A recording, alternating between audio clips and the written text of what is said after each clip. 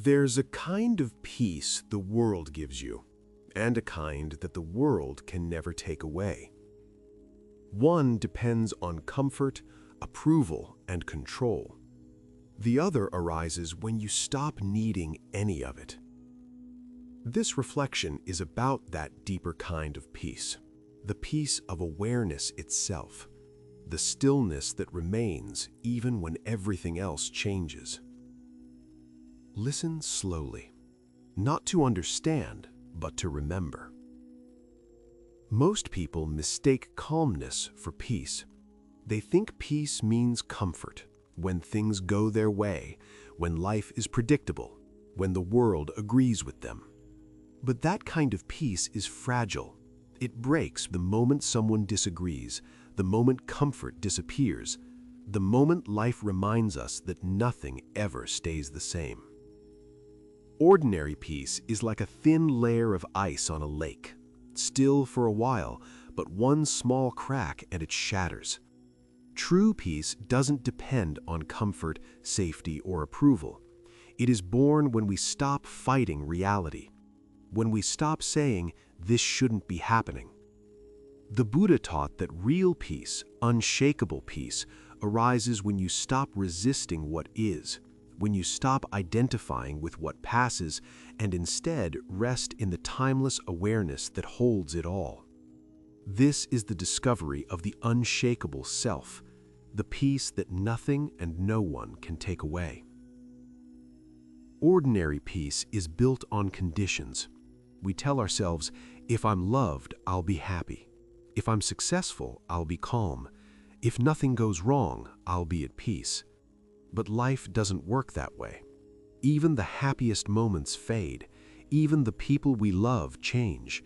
Even the things we thought were stable crumble, evolve, dissolve.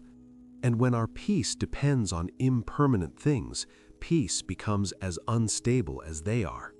That's why the Buddha called such peace worldly. It's like building a home on shifting sand. It feels safe for a while, until the tide inevitably returns. Think about it. How many times have you felt peaceful, only to lose it because something changed, because someone disappointed you, or a plan fell apart? If your calm can be broken by circumstance, then what you had was not peace. It was comfort. True peace is not comfort. It's clarity. It's the deep knowing that everything that arises will pass. And when you stop clinging to what passes, you discover what never left, the stillness that was there all along, watching every wave of experience rise and fall. Imagine the ocean. On the surface, waves rise and fall, some small and playful, others tall and wild. But deep below, the ocean is vast, silent, unmoving. If you identify only with the waves, you'll live in constant anxiety, rising and falling with every mood, every thought, every success and failure. But when you remember that you are the ocean itself, you realize something beautiful. Every wave is part of you, yet none can disturb your depth. Your thoughts, emotions, and moods are waves. Anger, joy, sadness, excitement, each appears for a while, then dissolves back into the silence it came from.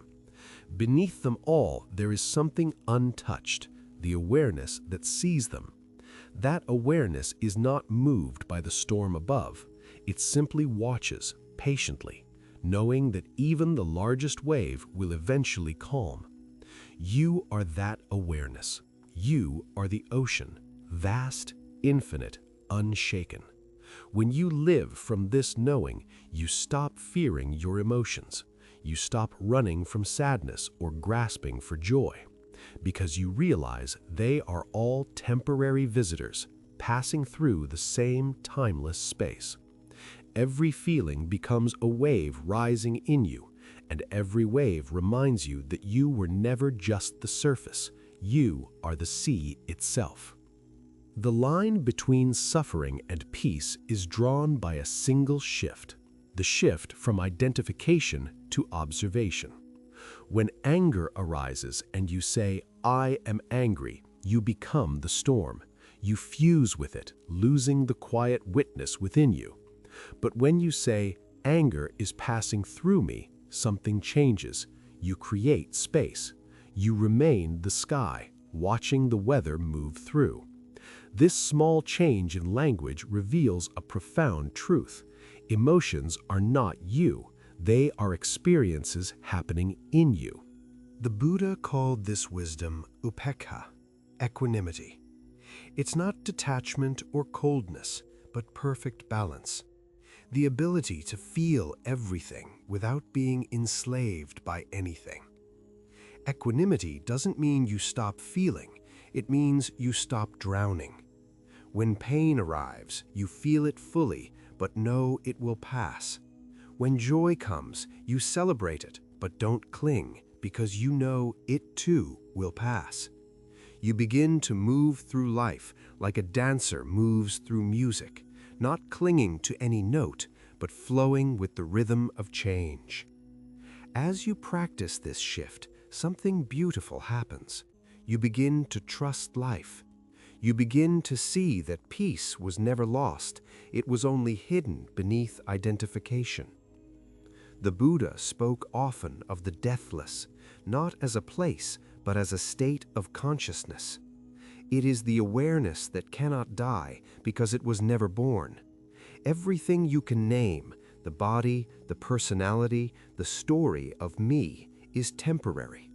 But the one who is aware of all this was here before thought began and remains long after every thought fades.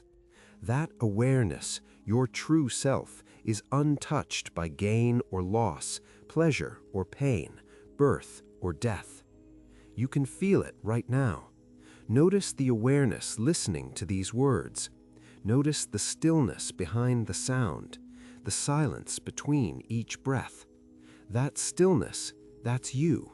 That's the deathless self.